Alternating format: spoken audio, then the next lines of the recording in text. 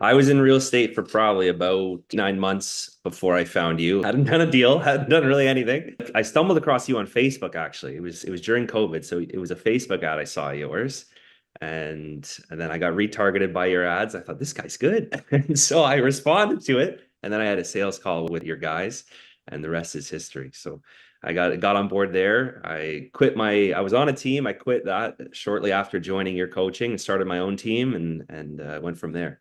Let's talk about this whole borrowing the listing. What I love about borrowing the listing is you get to cherry pick the best listings in town. That's a big part of it. If something's too priced or it's not your prime demographic, you're going to sit there by yourself, maybe have a nap, and nobody's going to come. So you want to pick things that are priced well, the clientele that you'd actually want to work with. How do you approach an agent in your marketplace and say, I'd like to borrow your listing or open house or advertise your listing? How does that conversation go? I time block every day of the week. So I give myself 30 minutes Monday to Friday to find myself an open house for that weekend. And I'm calling agents. So what I do to look for the open house that I actually want is first you got to figure out what's the most popular in my market. So for me, that's going to be your kind of detached bungalow in the area. You're around that 8 to 900,000 mark. Those are going to be your move up buyers, and they move the fastest. So good money there. They're selling quick, and there actually is a demand for it. So you're going to get people to turn out at the open house. So I look through and I try to look through new listings so that it hasn't been on for, 2 months, 3 months, because then it's dated. People have seen it. Nobody's going to come to the open house. So new listings in that price point of the kind of house that I want to sell. And I just call the agents. And when I started, you gave me the idea, actually. You always say borrow listings. How on earth am I going to borrow listings? Nobody knows me. And so I just started calling. What would be like the worst case thing you would hear from an agent? I've had people say we're not allowed to do that if I'm at other offices. So not a problem. You can take all the credit for it. Right. I never pretend it's my own listing. No issue at all. And I just kind of play it down that way. They can take credit for it, and I always give them credit. Sometimes that diffuses them. No one's really negative because it's just agents and agents. It's not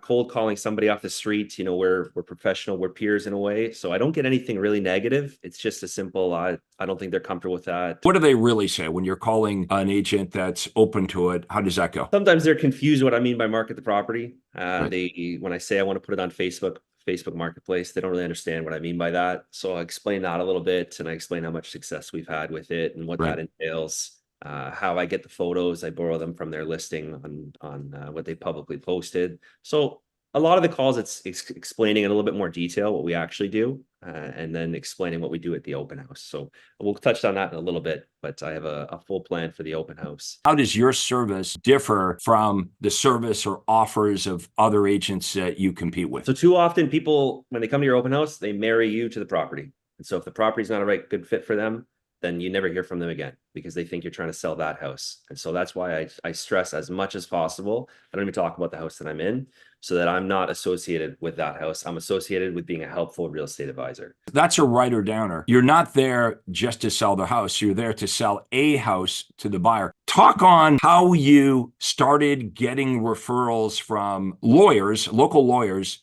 in your marketplace. So this one I kind of stumbled upon, and you say, you need your referral partners. So your mortgage guys, your lawyers and whatnot. But I always thought, well, if I'm not giving them deals, they're not going to give it to me. How do I ask? And so I just ignored it. And then I stumbled upon it with the lawyer that I usually do all my transactions through. He would always ask me for opinion of values. So whenever there's an estate or a will or in divorce, things like that, they need an opinion of value on the home.